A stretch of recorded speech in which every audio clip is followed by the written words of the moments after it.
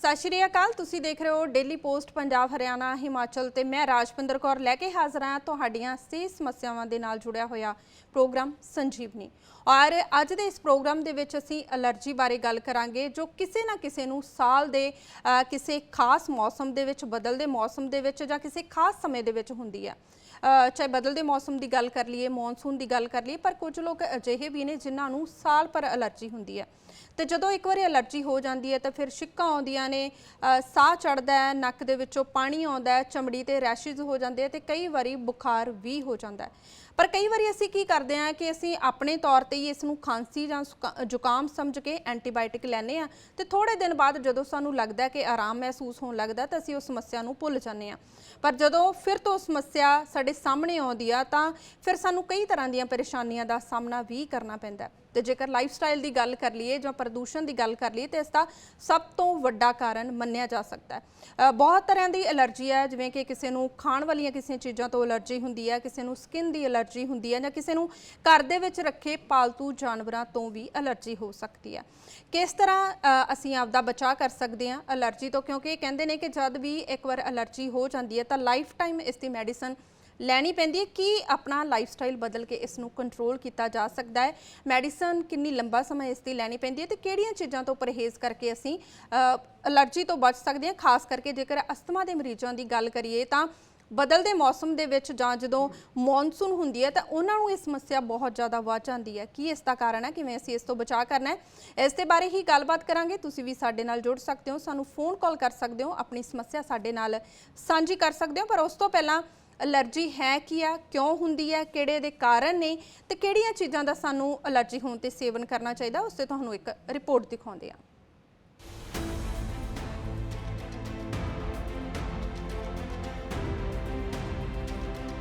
चमड़ी ते खारश की समस्या तो परेशान हो, अखां 'च पानी ते साह चढ़न की भी है समस्या, किते ये एलर्जी कारण तो नहीं हो रहा। किस मौसम च एलर्जी का खतरा वधेरे की है एलर्जी? एलर्जी एक अजिही समस्या जो किसी नूं भी कदे भी हो सकती है। दुनिया च बहुत सारे लोग अजिहे हैं जिन्होंने किसी न किसी खाण वाली चीज़ तो एलर्जी होगी, जिस तो बचन के लिए लोग बहुत सारिया दवाइयां की वरतों करते हैं। एलर्जी आम तौर पर नक, गले, कन, फेफड़े ते चमड़ी नूं प्रभावित करती है।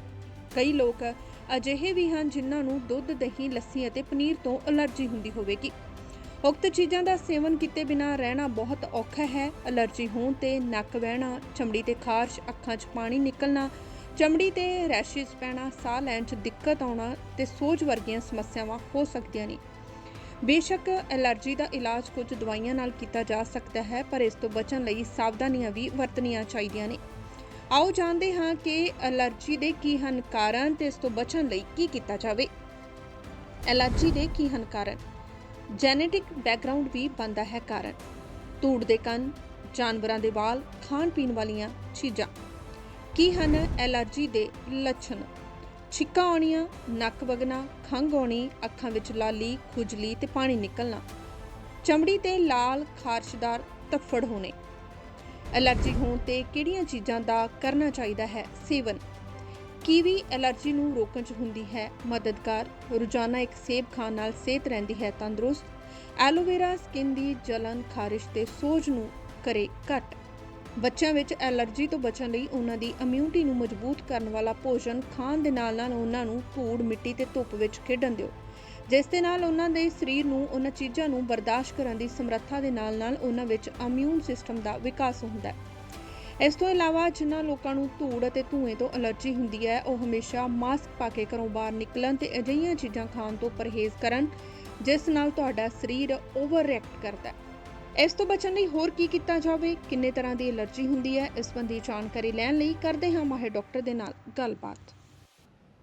जी, और जिस तरह असी एलर्जी ते गलबात कर रहे हैं, जेकर थोड़ी जी निगाह असी अंकड़ियां ते मारीए तो अंकड़े ये भी कहते हैं कि भारत दे विच तकरीबन 40% लोग इस समस्या तो पीड़ित ने। और पिछले 20 सालों की गल करिए तो पिछले 20 सालों के विच इस समस्या ज़्यादा वधी है। की इसका कारण है, इस विषय ते गलबात करने लई माहिर डॉक्टर आर के गोयल साडे नाल जुड़ चुके हैं। ज़्यादा जानकारी आपां उन्हां तो लैणे आ। सर, सब तो पहलां तुहाडा स्वागत करते हैं डेली पोस्ट पंजाब हरियाणा हिमाचल ते। बहुत बहुत धन्यवाद तुहाडा। जी being a chest and allergy specialist. ਤੁਹਾਡੀ ਇਹ ਜਿਹੜੀ ਰਿਪੋਰਟ ਬਹੁਤ ਹੀ ਵਧੀਆ ਤਰੀਕੇ ਨਾਲ ਪ੍ਰੈਜ਼ੈਂਟ ਕੀਤੀ ਗਈ ਹੈ। ਜੀ ਬਟ ਮੈਂ ਸ਼ੁਕਰੀਆ। ਐਲਰਜੀ 'ਚ ਕੁਝ ਗੱਲਾਂ ਕਹਾਂਗਾ ਕਿ ਐਲਰਜੀ ਜੇ ਕਿਸੇ ਨੂੰ ਹੈਗੀ ਹੈ, it's A hyper sensitivity.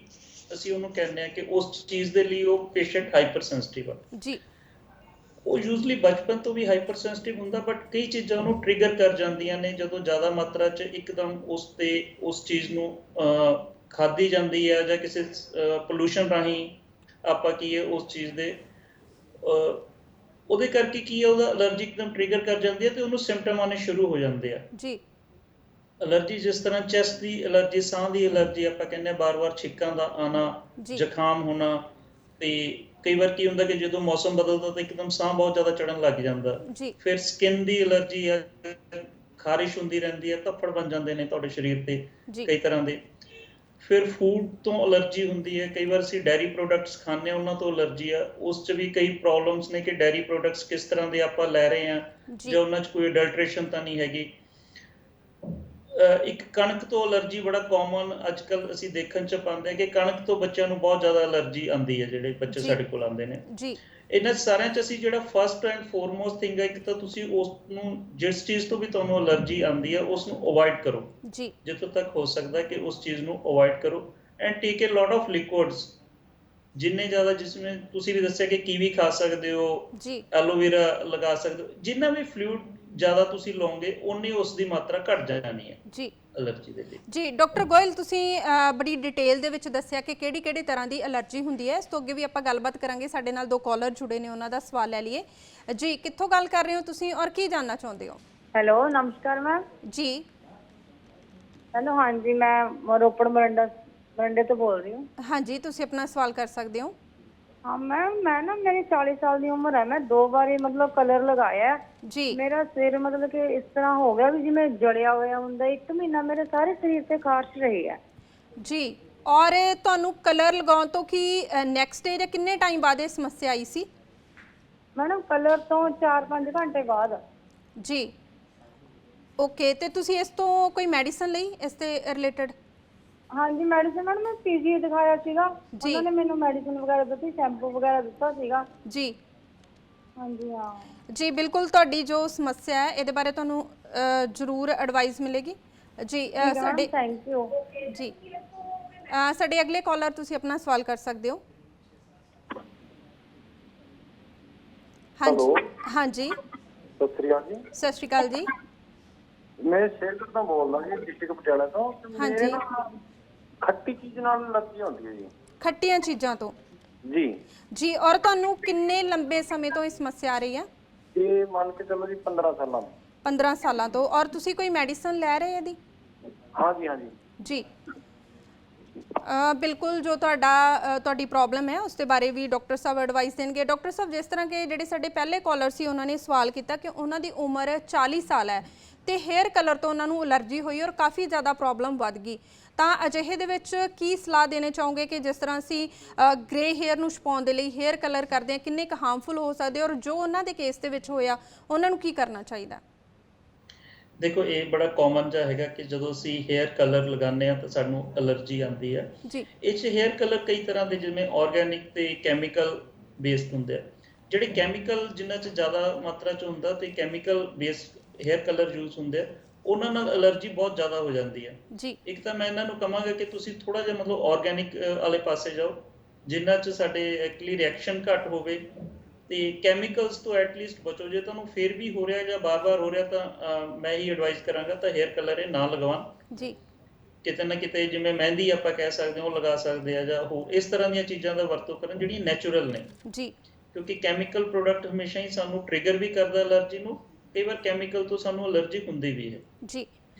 Doctor Sahib ji, ਸਾਡੇ ਦੂਸਰੇ ਕਾਲਰ ਸੀ, ਜਿਸ ਤਰ੍ਹਾਂ ਉਹਨਾਂ ਨੇ ਕਿਹਾ ਕਿ ਖੱਟੀਆਂ ਚੀਜ਼ਾਂ ਤੋਂ ਉਹਨਾਂ ਨੂੰ ਐਲਰਜੀ ਹੁੰਦੀ ਹੈ, ਤਾਂ ਕੀ ਉਹਨਾਂ ਨੂੰ ਪਰਹੇਜ਼ ਕਰਨਾ ਚਾਹੀਦਾ ਹੈ ਜਾਂ ਇਸ ਦਾ ਕੋਈ ਹੋਰ ਅਲਟਰਨੇਟਿਵ ਹੈ?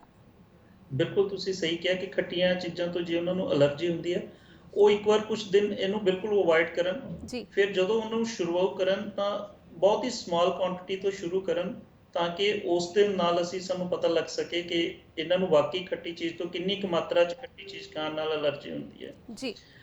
ਇਹ ਇੱਕ avoidance is one of the best thing, but ਕੁਝ ਦੇਰ ਪਹਿਲਾਂ 1 ਮਹੀਨਾ ਜਾਂ 2 ਮਹੀਨੇ ਬਿਲਕੁਲ ਇਹਨੂੰ ਬੰਦ ਕਰ ਦੇਣੀਆਂ ਚਾਹੀਦੀਆਂ ਕਿਉਂਕਿ ਬੋਡੀ ਆਪਣੇ ਆਪ 'ਚ ਹੀ ਠੀਕ ਹੋਣ ਦੇ ਲਈ ਇਹ ਆਪਣੇ ਆਪ ਠੀਕ ਹੋ ਜਾਂਦੀ ਹੈ। ਤੇ ਜੇ ਦੁਬਾਰਾ ਫੇਰ ਹੁੰਦੀ ਹੈ ਤਾਂ ਫਿਰ ਨਹੀਂ ਖਾਣ ਖੱਟੀਆਂ ਚੀਜ਼ਾਂ, ਫਿਰ ਇਹਨਾਂ ਨੂੰ ਅਵੋਇਡ ਕਰਨੀਆਂ ਪੈਣਗੀਆਂ ਜਾਂ ਕੁਝ ਇਸ ਦੀ ਟ੍ਰੀਟਮੈਂਟ ਹੈ ਜਿਹੜੀ ਉਹ ਇੱਕ ਪ੍ਰੋਪਰ ਵੇ ਨਾਲ ਉਹ ਸਟਾਰਟ ਕਰ ਸਕਦੇ ਆ ਤਾਂ ਕਿ 3 ਜਾਂ 6 ਮਹੀਨਿਆਂ 'ਚ ਕਾਫੀ ਹੱਦ ਤੱਕ ਇੰਪਰੂਵ ਹੋ ਜਾਣਗੇ, ਐਟਲੀਸਟ ਕੁਝ ਮਾਤਰਾ 'ਚ ਉਹ ਖੱਟੀ ਚੀਜ਼ ਖਾ ਪਾਣ। ਜੀ ਡਾਕਟਰ ਗੋਇਲ, ਜਿਸ ਤਰ੍ਹਾਂ ਕਿ ਤੁਸੀਂ ਕਾਫੀ ਤਰ੍ਹਾਂ ਦੀ ਐਲਰਜੀ ਦੀ ਗੱਲ ਕੀਤੀ ਹੈ ਕਿ ਬਹੁਤ ਸਾਰੇ ਲੋਕਾਂ ਨੂੰ, ਕਿਸੇ ਨੂੰ ਖਾਣ ਪੀਣ ਵਾਲੀਆਂ ਚੀਜ਼ਾਂ ਤੋਂ ਐਲਰਜੀ ਹੁੰਦੀ ਹੈ, ਕਿਸੇ ਨੂੰ ਅਸੀਂ ਪਰਫਿਊਮ ਵਗੈਰਾ ਦੀ ਗੱਲ ਕਰ ਲਈਏ ਜਾਂ ਅਸੀਂ ਵੈਦਰ ਦੀ ਗੱਲ ਕਰ ਲਈਏ ਉਹ ਤੋਂ ਐਲਰਜੀ ਹੁੰਦੀ ਹੈ। ਫਿਰ ਕਿਸ ਤਰ੍ਹਾਂ ਪਹਿਚਾਣ ਕੀਤੀ ਜਾਂਦੀ ਹੈ ਕਿ ਕਿਸੇ ਵੀ ਪਰਸਨ ਨੂੰ ਕਿਸ ਚੀਜ਼ ਤੋਂ ਐਲਰਜੀ ਹੈ? ਕਿਉਂਕਿ ਜੇ ਸਿੰਪਟਮ ਦੀ ਗੱਲ ਕਰ ਲਈਏ ਤਾਂ ਬਹੁਤ ਸਾਰੀਆਂ ਬਿਮਾਰੀਆਂ ਦੇ ਨਾਲ ਮਿਲਦੇ ਜੁਲਦੇ ਹੁੰਦੇ ਆ ਇਹਦੇ ਸਿੰਪਟਮ ਵੀ, ਤਾਂ ਫਿਰ ਕਿਸ ਤਰ੍ਹਾਂ ਤੁਸੀਂ ਪਹਿਚਾਣ ਕਰਦੇ ਹੋ? ਦੇਖੋ ਜੀ, ਕਈ ਵਾਰ ਤਾਂ ਪੇਸ਼ੈਂਟ ਹੀ ਆ ਕੇ ਸਾਨੂੰ ਕਹਿੰਦਾ ਕਿ ਮੈਨੂੰ ਇਸ ਚੀਜ਼ ਤੋਂ ਐਲਰਜੀ ਆ, ਉਹ ਤਾਂ ਸਾਡੇ ਲਈ ਬੜਾ ਈਜ਼ੀ ਜਿਹਾ ਪ੍ਰੋਡਕਟ ਹੋ ਜਾਂਦਾ। ਸੈਕੰਡ ਇਹ ਹੈ ਕਿ ਜਿਹੜੀ ਫੂਡ ਐਲਰਜੀ ਆ ਉਹ ਉਨੀ ਜ਼ਿਆਦਾ ਕਾਮਨ ਨਹੀਂ ਹੈਗੀ ਜਿੰਨੀ ਐਟਮੋਸਫੀਅਰਿਕ ਪੋਲੂਸ਼ਨ ਤੋਂ ਐਲਰਜੀ ਪਾਈ ਜਾਂਦੀ ਹੈ ਜੀ। ਕਈ ਵਾਰ ਕੋਟਿੰਗ ਤੋਂ ਐਲਰਜੀ ਹੁੰਦੀ ਹੈ, ਜਿਵੇਂ ਕੋਈ ਮੈਡੀਸਿਨਸ ਤੋਂ ਪੇਸ਼ੈਂਟ ਕਹਿੰਦਾ ਕਿ ਮੈਨੂੰ ਇਸ ਮੈਡੀਸਿਨਸ ਤੋਂ ਐਲਰਜੀ ਹੈ, ਬਟ ਕਿਸੇ ਹੋਰ ਬ੍ਰਾਂਡ ਦੀ ਅਸੀਂ ਉਹੀ ਮੈਡੀਸਿਨ ਦੇ ਕੇ ਦੇਖਦੇ ਹਾਂ ਤਾਂ ਪਤਾ ਲੱਗਦਾ ਕਿ ਪੇਸ਼ੈਂਟ ਨੂੰ ਉਸ ਚੀਜ਼ ਤੋਂ ਨਹੀਂ ਐਲਰਜੀ ਸੀ ਜੀ। ਤਾਂ ਕਿਸੇ ਵੀ ਜਿਵੇਂ ਮੈਡੀਸਿਨ ਦੇ ਉੱਪਰ ਕੋਟਿੰਗ ਕਰਦੇ ਆ, ਉਹ ਜਦੋਂ ਵੀ ਕੰਪਨੀ ਮੈਡੀਸਿਨ ਬਣਾਉਂਦੀਆਂ ਨੇ ਉਸ ਕੋਟਿੰਗ ਤੋਂ ਕਈ ਵਾਰ ਸਾਨੂੰ ਐਲਰਜੀ ਹੁੰਦੀ ਹੈ ਜੀ। ਸੈਕੰਡ, ਫਿਰ ਇਸ ਤੇ ਕੁਝ ਟੈਸਟ ਵੀ ਆਉਂਦੇ ਨੇ ਕਿ ਐਲਰਜੀ ਟੈਸਟ ਕਰਕੇ ਵੀ ਅਸੀਂ ਇਹ ਪਤਾ ਕਰ ਸਕਦੇ ਹਾਂ ਕਿ ਕਿਸ ਨੂੰ ਕਿਸ ਚੀਜ਼ ਤੋਂ ਐਲਰਜੀ ਆ ਤੇ ਕਿੰਨੀ ਮਾਤਰਾ 'ਚ ਉਹ ਐਲਰਜੀ ਦੇ ਕੰਟੈਂਟ ਆ ਜੀ, ਤੇ ਉਸ ਦੇ ਅਕੋਰਡਿੰਗ ਹੀ ਉਸ ਦਾ ਅਸੀਂ ਇਲਾਜ ਸ਼ੁਰੂ ਵੀ ਕਰ ਸਕਦੇ ਹਾਂ ਜੀ। ਡਾਕਟਰ ਗੋਇਲ, ਜਿਸ ਤਰ੍ਹਾਂ ਤੁਸੀਂ ਇਲਾਜ ਦੀ ਗੱਲ ਕੀਤੀ ਹੈ, ਪਰ ਬਹੁਤ ਸਾਰੇ ਲੋਕ, ਜਿਸ ਤਰ੍ਹਾਂ ਕਿ ਆਪਾਂ ਗੱਲ ਕੀਤੀ ਸੀ ਕਿ ਸਾਹ ਚੜ੍ਹਦਾ ਇਹਦੇ ਨਾਲ, ਕੋਲਡ ਹੁੰਦਾ ਜਾਂ ਖਾਂਸੀ ਹੁੰਦੀ ਹੈ, ਤਾਂ ਉਹਨਾਂ ਐਂਟੀਬਾਇਓਟਿਕ ਆਪਣੇ ਲੈਵਲ 'ਤੇ ਹੀ ਲੈਣਾ ਸ਼ੁਰੂ ਕਰ ਦਿੰਦੇ ਆ। ਥੋੜ੍ਹੀ ਜਿਹੀ ਉਹਨਾਂ ਨੂੰ ਰੈਸਟ ਮਿਲਦੀ ਹੈ, ਉਸ ਤੋਂ ਬਾਅਦ ਬੰਦ ਕਰ ਦਿੰਦੇ ਆ, ਫਿਰ ਉਹ ਜਦੋਂ ਉਹਨਾਂ ਨੂੰ ਪ੍ਰੋਬਲਮ ਹੁੰਦੀ ਹੈ ਤਾਂ ਲੈਣਾ ਸ਼ੁਰੂ ਕਰਦੇ ਆ। ਕਿੰਨਾ ਕੁ ਵੱਡਾ ਰਿਸਕ ਹੋ ਸਕਦਾ ਹੈ ਕਿ ਇਸ ਤਰ੍ਹਾਂ ਜਦੋਂ ਅਸੀਂ ਆਪਣਾ ਟ੍ਰੀਟਮੈਂਟ ਖੁਦ ਕਰਨ ਲੱਗ ਜਾਂਦੇ ਹਾਂ ਬਿਨਾਂ ਕਿਸੇ ਸਲਾਹ ਤੋਂ, ਬਿਨਾਂ ਕਿਸੇ ਐਡਵਾਈਸ ਤੋਂ? ਤੁਸੀਂ ਇਹ ਬਹੁਤ ਚੰਗੀ ਗੱਲ ਕਹੀ ਕਿ ਐਂਟੀਬਾਇਓਟਿਕ ਸਾਨੂੰ ਬਿਲਕੁਲ ਨਹੀਂ ਲੈਣਾ ਚਾਹੀਦਾ ਜੀ। ਐਲਰਜੀ 'ਚ ਐਂਟੀਬਾਇਓਟਿਕ ਦਾ ਕੋਈ ਰੋਲ ਨਹੀਂ ਹੈਗਾ ਜੀ। ਸੈਕੰਡ, ਜੇ ਅਸੀਂ ਅਨਨੈਸੈਸਰਲੀ ਐਂਟੀਬਾਇਓਟਿਕ ਲਵਾਂਗੇ ਤਾਂ ਐਟਲੀਸਟ ਕਿਤੇ ਨਾ ਕਿਤੇ ਉਸ ਦੀ ਜਾ ਕੇ ਸਾਨੂੰ ਰੈਜ਼ਿਸਟੈਂਸ ਸ਼ੋ ਹੋਣ ਲੱਗ ਜਾਂਦੀ ਹੈ। ਜਦੋਂ ਵਾਕਈ ਇਨਫੈਕਸ਼ਨ ਹੋਊਗੀ ਤਾਂ ਅਸੀਂ ਐਂਟੀਬਾਇਓਟਿਕ ਲਵਾਂਗੇ ਤਾਂ ਉਸਨੇ ਕੰਮ ਨਹੀਂ ਕਰਨਾ ਜੀ। ਇਸ ਕਰਕੇ ਮੈਂ ਇਹੀ ਐਡਵਾਈਸ ਕਰਾਂਗਾ ਕਿ ਆਪਣੇ ਆਪ ਤੋਂ ਤੁਸੀਂ ਮੈਡੀਸਨ ਨਾ ਲਓ। ਜੇ ਡਾਕਟਰ ਨੂੰ ਲੱਗੇਗਾ ਇਨਫੈਕਸ਼ਨ ਹੈ ਤਾਂ ਉਹ ਜ਼ਰੂਰ ਐਂਟੀਬਾਇਓਟਿਕ ਦੇਣਗੇ, ਬਟ ਕੱਲੀ ਐਲਰਜੀ 'ਚ ਐਂਟੀਬਾਇਓਟਿਕ ਦਾ ਕੋਈ ਰੋਲ ਨਹੀਂ ਹੈਗਾ ਜੀ। ਡਾਕਟਰ ਗੋਇਲ, ਕਾਲਰ ਸਾਡੇ ਨਾਲ ਇੱਕ ਹੋਰ ਜੁੜੇ ਨੇ ਜੋ ਆਪਣੀ ਕੋਈ ਪ੍ਰੋਬਲਮ ਸ਼ੇਅਰ ਕਰਨਾ ਚਾਹੁੰਦੇ ਨੇ ਜੀ। ਕਿੱਥੋਂ ਗੱਲ ਕਰ ਰਹੇ ਹੋ ਤੁਸੀਂ ਔਰ ਕੀ ਜਾਨਣਾ ਚਾਹੁੰਦੇ ਹੋ? ਸਤਿ ਸ਼੍ਰੀ ਅਕਾਲ। ਹਾਂਜੀ ਮੈਡਮ, ਮੇਰੇ ਬੇਟੇ ਨੂੰ ਐਲਰਜੀ ਬਹੁਤ ਆਉਂਦੀ ਹੈ, ਜਦੋਂ ਉੱਠਦੇ ਜਾਂ ਧੂਪ ਤੋਂ ਪਿਆਜ਼ ਕੋਈ ਆਪਾਂ ਕੱਟੀ ਚੱਲਦੇ ਆ ਜੀ, ਬਹੁਤ ਜ਼ਿਆਦਾ ਐਲਰਜੀ ਜੀ। ਔਰ ਤੁਸੀਂ ਕੋਈ ਐਲਰਜੀ ਟੈਸਟ ਕਰਵਾਇਆ ਕਿ ਜਿੱਥੋਂ ਤੁਹਾਨੂੰ ਪਤਾ ਲੱਗਿਆ ਕਿ ਤੁਹਾਨੂੰ ਇਹਨਾਂ ਚੀਜ਼ਾਂ ਤੋਂ ਐਲਰਜੀ ਲੱਗ ਰਹੀ ਹੈ?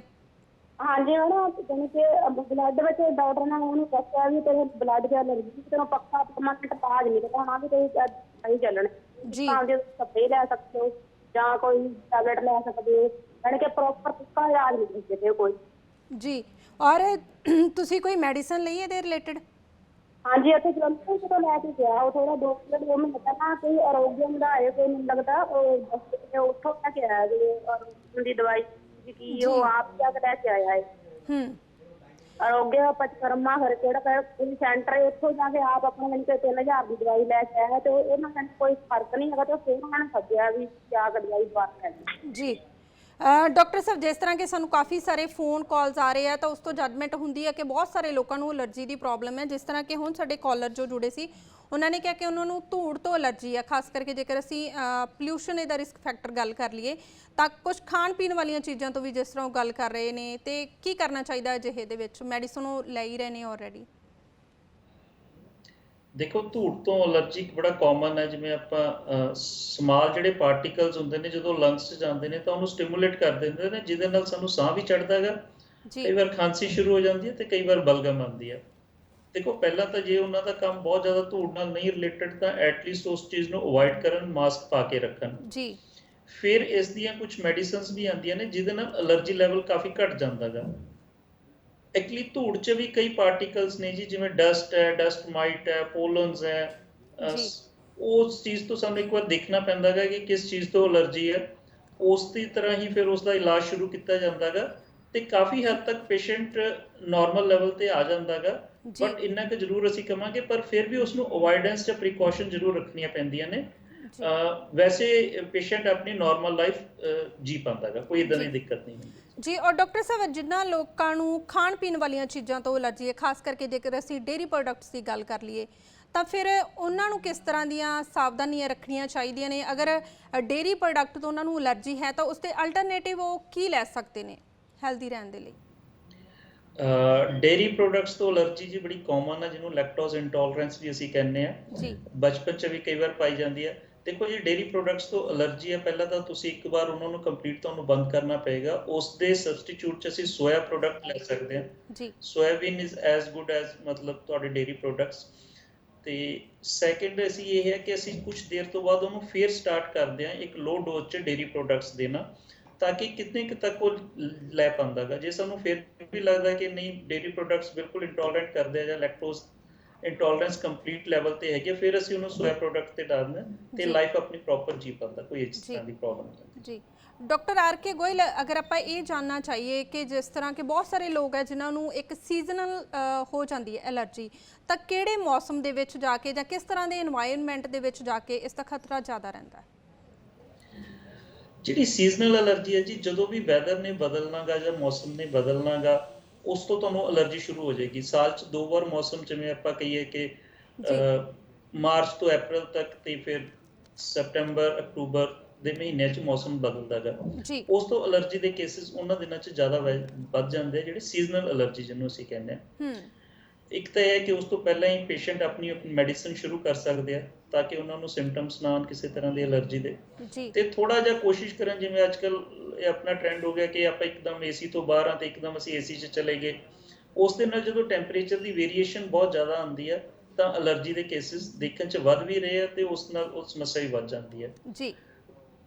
ਜਦੋਂ ਅਸੀਂ ਕਿਤੇ ਵੀ ਜਾਣਾ ਤਾਂ ਕੋਸ਼ਿਸ਼ ਕਰੋ ਕਿ ਪਹਿਲਾਂ ਏਸੀ ਤੁਸੀਂ ਥੋੜੀ ਦੇਰ ਬੰਦ ਕਰੋ, ਤਾਂ ਉਸ ਤੋਂ ਬਾਅਦ ਆਰਾਮ ਨਾਲ ਬਾਹਰ ਜਾਓ, ਚਾਹੇ ਕਾਰ 'ਚ ਬੈਠੇ ਹੋ ਜਾਂ ਆਪਣੇ ਰੂਮ 'ਚ ਬੈਠੇ ਹੋ, ਤੇ ਐਟਲੀਸਟ ਫਰੈਸ਼ ਏਅਰ ਜ਼ਰੂਰ ਮੈਂ ਕਹਾਂਗਾ ਕਿ ਜ਼ਰੂਰ ਲੈਣੀ ਚਾਹੀਦੀ ਹੈ।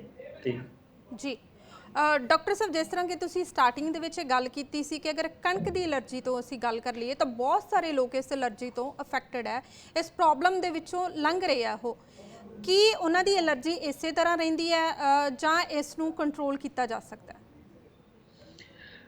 ਕਣਕ ਦੀ ਐਲਰਜੀ ਦੇ ਲਈ ਇੱਕ ਟੈਸਟ ਹੁੰਦਾ ਜੀ, ਜਿਹੜਾ ਸਿੰਪਲ ਬਲੱਡ ਟੈਸਟ ਅਸੀਂ ਕਹਿੰਦੇ ਹਾਂ NTTG ਜੀ, ਤੇ ਉਸ ਤੋਂ ਸਾਨੂੰ ਇਹ ਪਤਾ ਲੱਗ ਜਾਂਦਾ ਕਿ ਇਸ ਦਾ ਐਲਰਜੀ ਲੈਵਲ ਕਿੰਨਾ ਕੁ।